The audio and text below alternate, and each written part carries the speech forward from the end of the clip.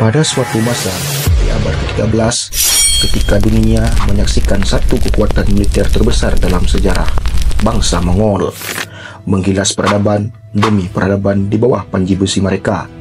Satu negeri kepulauan di timur jauh Asia menjadi target berikutnya. Negeri itu adalah Jepang, tanah samurai yang masih terisolasi dengan masyarakat feodal yang hidup di bawah pemerintahan militer Shogun Kamakura. Dan kekuatan besar yang mengincarnya adalah Kekaisaran Mongol dipimpin oleh Kubilai Khan, cucu dari Genghis Khan, penguasa dunia yang ambisinya tak pernah mengenal batas.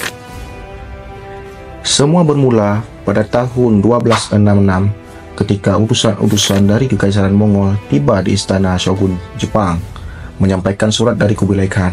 Dalam surat itu, ia menuntut Jepang tunduk dan menjadi negara bawahan seperti Korea dan banyak negeri lainnya yang telah menyerah. Namun, Jepang menolak mentah-mentah, bahkan tidak memberi balasan apapun. Kubilai yang menganggap sikap itu sebagai penghinaan, memutuskan untuk menggunakan cara yang selama ini paling ampuh, yaitu perang. Tahun 1274, musim gugur mulai tiba, ketika sekitar 900 kapal perang berisi 15.000 hingga 30.000 pasukan Mongol dan Korea mulai menyeberangi Laut Jepang. Mereka mendarat di Teluk Hakata di Pulau Kyushu. Ini adalah invasi pertama Mongol ke Jepang. Pasukan Mongol datang bukan hanya dengan kekuatan besar, tetapi juga dengan teknologi baru bagi Jepang, senjata bubuk mesiu, formasi tempur kolektif, dan kedisiplinan logistik.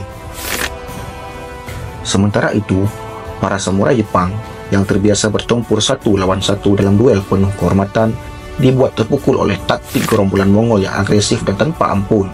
Kekacauan terjadi, desa-desa terbakar, benteng-benteng runtuh.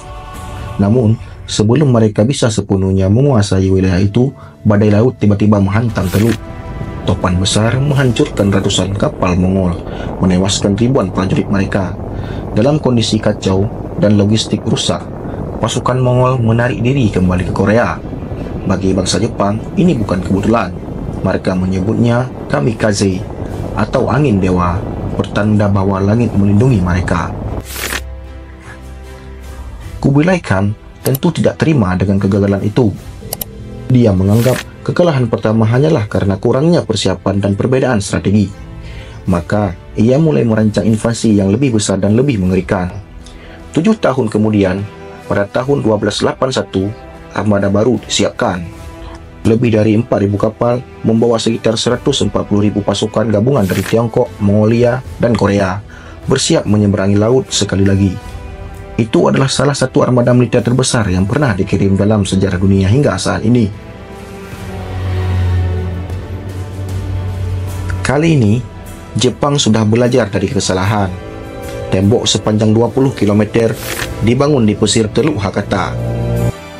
Benteng pertahanan diperkuat dan pasukan samurai disiagakan di setiap titik. Saat armada Mongol mendekat, Jepang tidak menunggu diserang. Mereka menggunakan perahu-perahu kecil untuk menyerang kapal musuh di malam hari, memperlambat pendaratan dan menghancurkan kapal satu persatu. Pasukan Mongol pun terjebak. Dua armada utama mereka gagal bersatu. Salah satu terpaksa menunggu di laut terbuka selama berminggu-minggu. Dan saat itulah takdir kembali berbicara. Pada bulan Agustus 1281, topan mahadahsyat melanda. Ribuan kapal Mongol dihancurkan, puluhan ribu pasukan tewas tenggelam.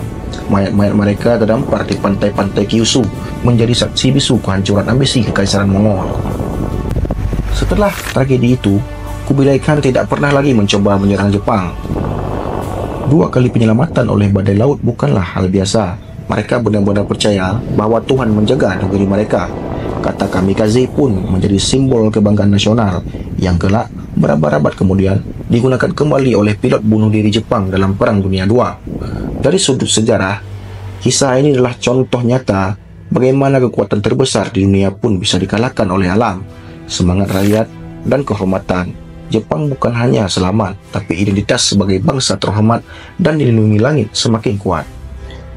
Dan dunia pun mencatat bahwa 2 kali Kekaisaran Mongol dikalahkan bukan oleh pedang, tapi oleh badai yang datang tepat waktu.